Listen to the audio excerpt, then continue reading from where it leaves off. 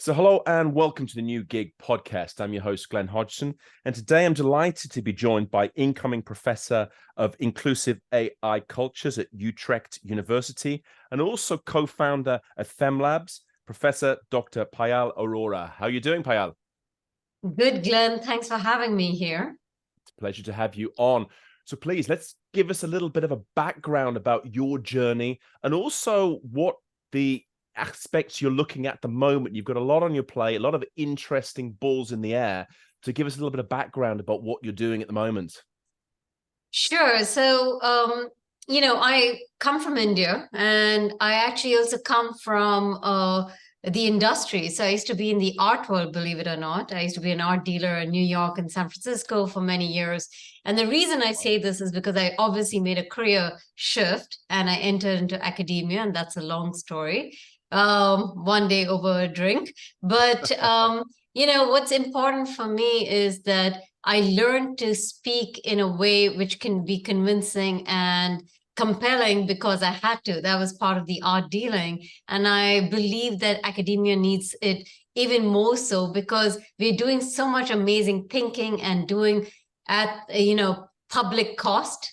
Yes. Because these are much of the Dutch universities are public universities. And right now we have a momentum on doing societal impact, but we don't have the tools at place to enable us to translate what I consider extraordinarily dense material into accessible and engaging insights for society to engage. Yeah. So what I do is basically in the area of how do we make the systems that we are living with and living within, which is these AI-enabled digital spaces, more responsible, more amenable, and aligned with our public and contemporary values that we hold dear. Because as we know, COVID has established the fact that it is an underlying paradigm that is shaping every aspect of our lives. Yeah. And so this is very much the area I am embedded in. Absolutely. Well, I think we should have another podcast on the art world, almost sort of take that as stage two in that and hear some of the stories. But I think what you're saying is really important in terms of, things can't be done in isolation, however important the work. If people don't know about it, if people don't hear about it, then the impact for society and actually sort of the value it can bring is much diminished. And I think that sort of the AI piece at the moment, a lot of people talk about it, but really to get under the skin of what's happening at the moment and the impact for society is something that's so important, I'd say, at the moment, Payal. Yes, absolutely. I think what's happening currently is that, and it is a sort of a build-up over almost a decade, where we started with a lot of enthusiasm with novel digital innovations that surely we are going to become one happy kumbaya space, right? And it's like our identities will not matter, and we will really have a true democracy in a critical public space, which is digital in nature. Yeah. And then, democracy started to splinter, and we are disproportionately, putting the tech at the center of it versus our social institutions, which should be taking more of an onus to rein in tech, right? So I think now the pendulum swung to the other end, because if, and this is the focus of my chair on inclusive AI cultures, is who is being included, what is being included. Clearly, we are in a data paradigm where data is the so-called oil, and it is feeding the very mechanisms of shaping the fabric within which we live. But how do we ensure that these data systems are, working for us? And part of this has to do with coming together as a society across dimensions, because our biggest contemporary issues today are global in nature, whether it's a climate crisis, whether it is, the flow of people, peace and war. So, and the need for social solidarity. And much of this has to do with a need to build global systems, but we've seemed to lost the taste for it. So we push back against any sort of so-called universalism because we are going hyper local, inward looking, us versus them. We are Europeans. Let's create a European ethics and values, which can, Yeah. shape AI systems. And we need to move forward and look at it in terms of let's come up with a critical global stakeholder, that has deep interest in sustaining and shaping these spaces. And I think it's a good point you raised there about the sort of the fragmentation issue, because we're seeing it more and more, this kind of isolationist approach, whether it's on technology, whether it's on trade, or general sharing of ideas. There's sadly this inward looking phase that we're going through at the moment, along so many different levels, and it's being so negative.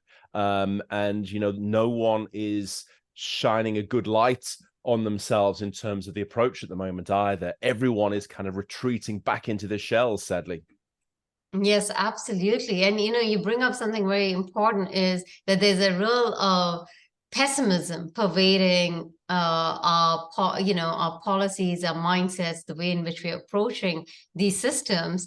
And all we have to do is just step outside the sort of global north bubble, because I think a lot of that pessimism is emanating from there. And when we go into any context in the global south, you will immediately feel the deep enthusiasm for new technologies, despite the major socioeconomic pressures and the high surveillance risks. Because if you think about it, 90% of young people live outside the West. That's basically the future generations, right? Yeah. And they see digital technologies in remarkably different ways.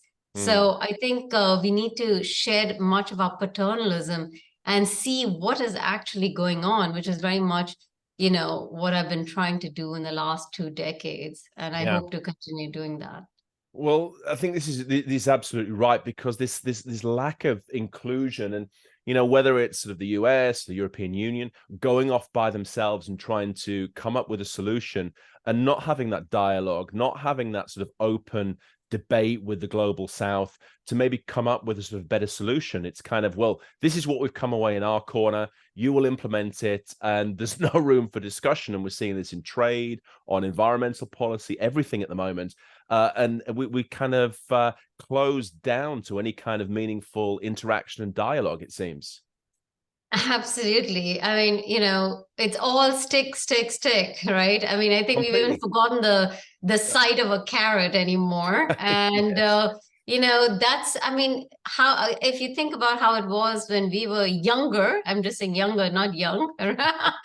It's is that you have to be optimistic, because if you're trying to self-actualize, you're trying to become somebody, you're trying to carve a livelihood, you're trying to see who you can be. Yeah. Obviously you're driven by optimism. You have to see it as a pathway.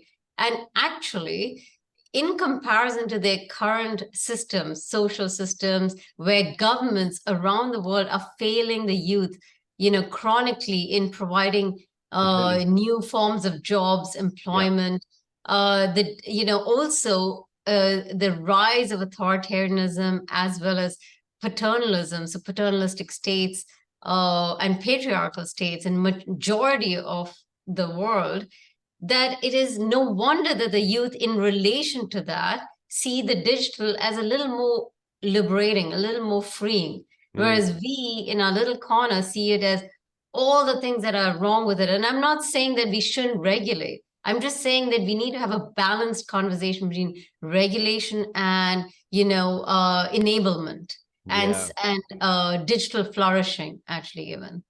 And I think we should explore a little bit that idea of digitalization and the transformation of society as well.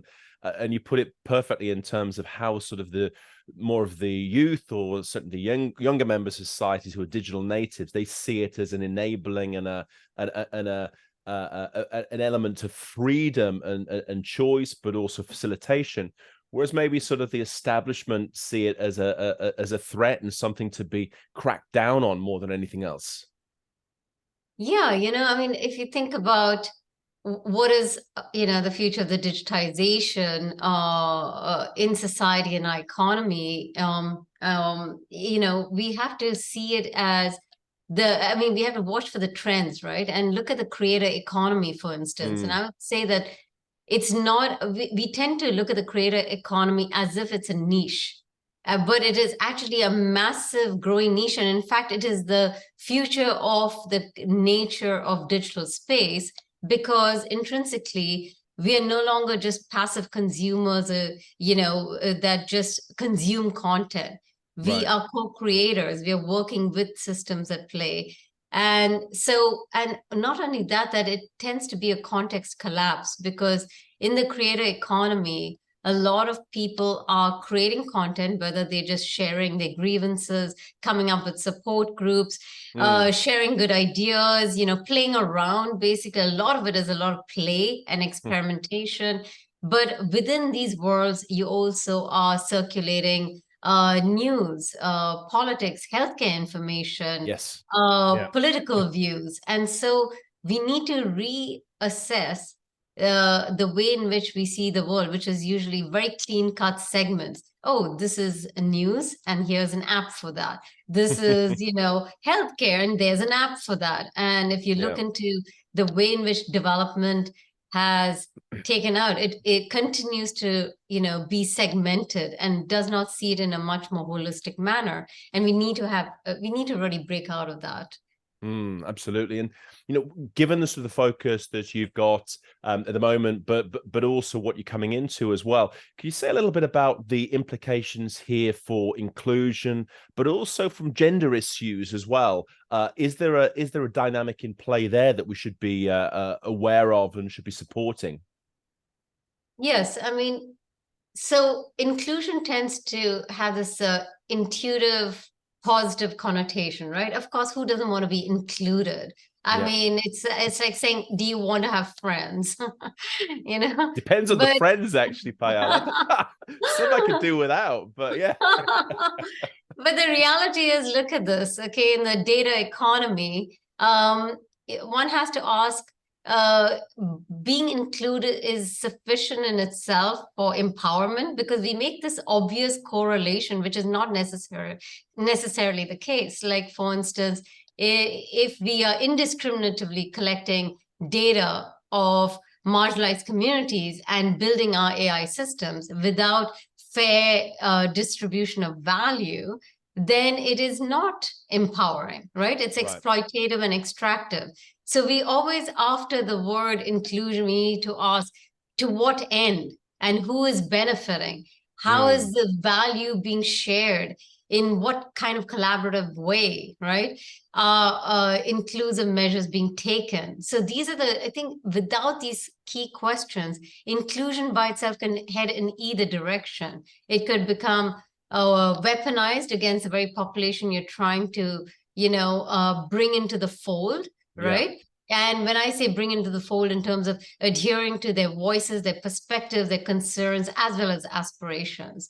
So I think that's really the underlying dynamic about inclusion. And when it comes to gender, we see, for instance, there's a sort of a pivot downwards where women are voluntarily withdrawing from the internet. I'm not just talking about a few apps.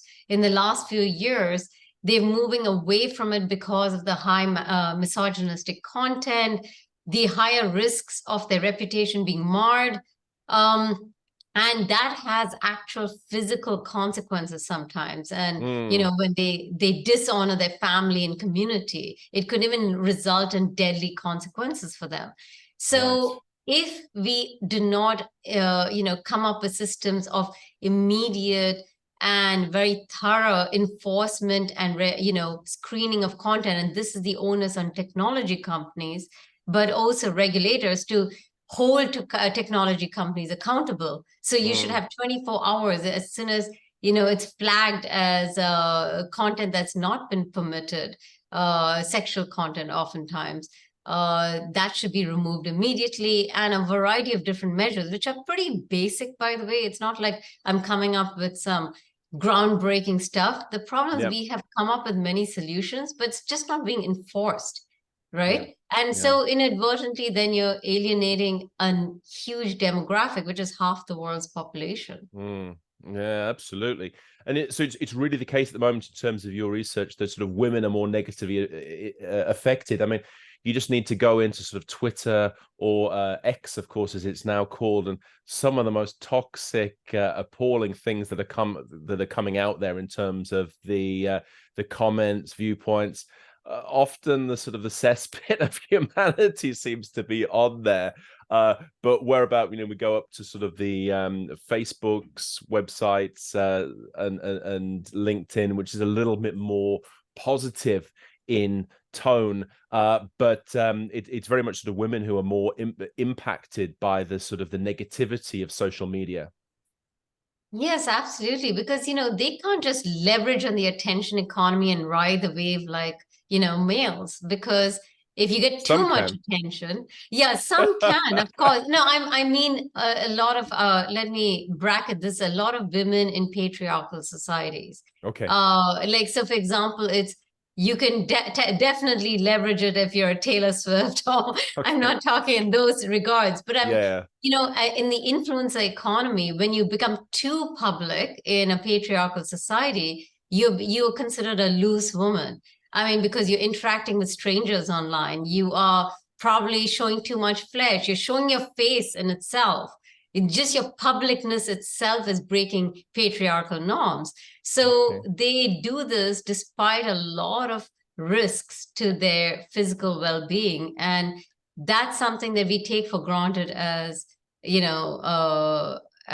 many liberal democracies, which are only about 10 to 15% of the world's Mm. countries, isn't it? So And I think we have to put that in perspective. yeah, and do we see sort of attitudes changing now that sort of digitalization is here? It's both in terms of the channels and the way in which sort of technology is transforming everyday life.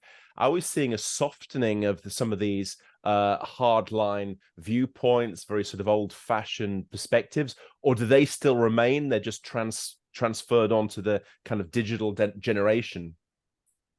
I think culture is very sticky, Yeah. particularly when it is to do with holding power. And Okay. so, in many patriarchal cultures, it is about letting go of power. And it's very rare that you voluntarily do that. I'm not Mm. saying that things are static and it doesn't change, but oftentimes that change is not visible because there's enormous amount of fear, because the old guard is very powerful and has an army Yeah. online that can really break you down. So it is no wonder that we see a lot of polarizing views, because Mm. the middle ground, which is a substantive middle ground, does not have the appetite or stamina to get into that toxicity, right? And more so, Absolutely. they don't Yeah. want to be the target of that sort of hate. So what we will be seeing, and we are already seeing, is a lot of withdrawing from the publicness and moving into, say, encrypted platforms like Okay. WhatsApp groups. Yeah. In fact, one can argue that the future elections in many parts of the global south, and even perhaps in the global north, will be enacted behind encrypted platforms. And we're Right. going to have an enormous challenge in trying to understand, because we don't have access to that data. We can't just Yeah. scrape the internet and say, oh, okay, Right. based on our data analytics, this looks like a trend. These are concerns. And we're Mm. going to be very seriously derailed, because that's not reflecting the majority views that Yeah. are doing it for their own mental and physical health behind these walls, right? Mm. So that's a big question. How are we going to do that, right? Yeah, taking the temperature of what happening is going to be much more difficult if people don't dare to actually express their views, their feelings, or their support online in more sort of public channels. A lot of the futurists and commentators are going to get things very, very wrong because they won't be able to sort of take the temperature in the same way that they can today. Yeah, I mean, that being said, right? I mean, I'm a digital anthropologist, and what this means is I study how people use digital media and how they give meaning to it and how do Mm. they make sense of it. And one of the ways in which we can approach is to get deeply contextual and, understand why people do what they do. Yeah. So this means a very sort of messy, on the ground research to offset massive data scraping, which could be extraordinarily wrong. Just because you have a lot of data Yes. doesn't mean you have meaningful and, quality data, right? And so this is basically what I do, is trying to get at the heart of why does a small group of people in marginalized contexts do what they do in terms of their perspectives on, like, why do they take high risks in Saudi Arabia to be visible and heard despite the, morality police and whatnot, right? Yeah. Why do people express their political views? And if you get to the heart of a small community, I argue that, time and again, I've been making my case that it is repurposeful, because you can repurpose it, because you have to understand that a marginalized community in India and one in Nigeria or in,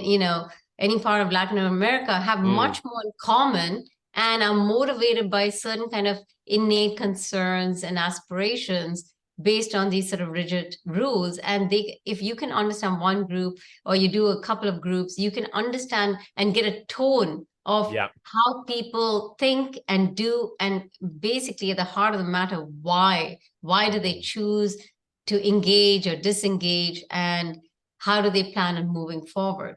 So that can actually be much more meaningful. The sort of small data can truly give us more insight than the so-called big data. And I'm not saying either or, but we've definitely, overemphasized big data as if it's a be all end all. And I think there's a turn, Yeah. Well, I think that's life in general. We overestimate the big stuff and we underestimate the small stuff. And I think that's probably the same thing with data these days, Payal. And, if I ask you to get your crystal ball out and look into the future, where do you see things heading in terms of increased digitalization, but also the increased use of AI, and how much will ethics be pushed to the fore in the future paradigm in terms of how society is looking at these issues? I think particularly with major disruptions with OpenAI and ChatGPT and other kinds of technologies in the months that we've seen how it plays out, it brings to question why we continue remaining within the context of the global north, when much of the experimentation with these tools are happening in the global south. Right. For instance, the first layers of jobs that are at highest risk are the ones that get outsourced, right? So they are whether they are the intermediaries and in factories in Vietnam, Cambodia, India, they are the most urgently experimenting with OpenAI in ways that they can actually use it to create value, add value, and it is basically a aspect of survival. So they are being driven by not just curiosity, but sheer survival. And, if that's your motivation, you're going to figure out a way in which it does not replace you, but rather you can leverage on it to, empower you in a way that you can reinvent yourself. Yes. So if we can refocus what's happening there, we may get a perspective, because they are ahead of the curve.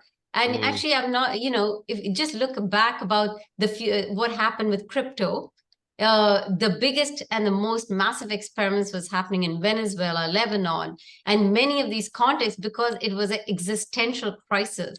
If they did not experiment with it, their actual savings of people would disappear, right? Because of the economies. Or if you want to see the future of solar energy, you have to look at China and East Asia, because they have massive populations. They cannot afford to sustain those populations with these extraordinarily limited access to resources. So basically, any of the, past, relatively recent past, that is, groundbreaking technologies have seen it play out very fast and, very soon upfront in the global south. So the same out currently, but we still have the sort of condescending view that we innovate in the West and disseminate to the rest.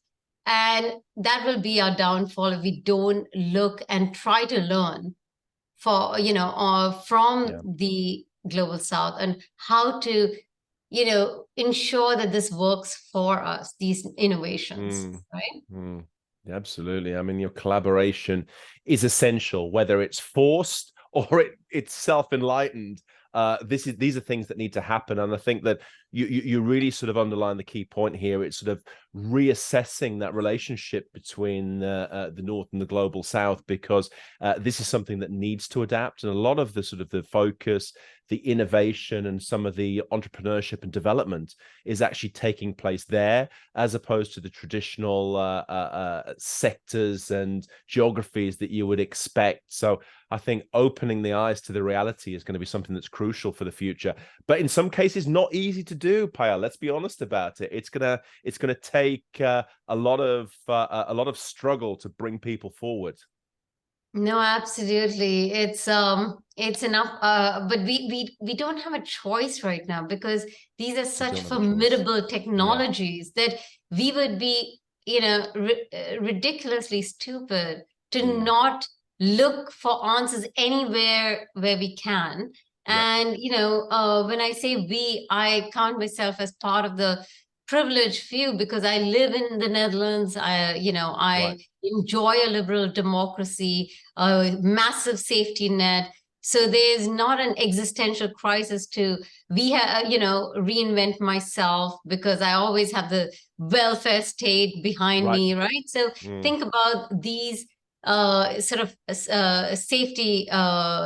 these guardrails and safety nets, and none of that really quite exists in many ways, in many contexts out there. So, there's a sort of a humbling that, we need to go through in order to recognize that, much of the innovation comes out of necessity and not out of curiosity, which we would love to believe, because we have this romantic notion of, the genius in the lab experimenting and playing around because you're so passionate, and this whole Silicon Valley is created out of sheer passion, right?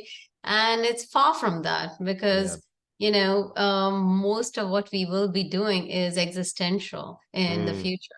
Yeah, necessity is always the mother of invention. And I think in the case of technology, AI, and even ethics, it's not going to be a difference there. So, Payal, I really appreciate your time and giving us this really fascinating insights. And I do hope you'll come back to reassess and tell us where we are from an anthropological viewpoint as well, because there's so much change and so much happening so quickly as well. Thanks so much, Glenn. I really appreciate this conversation, and looking forward to talking again. Thank you.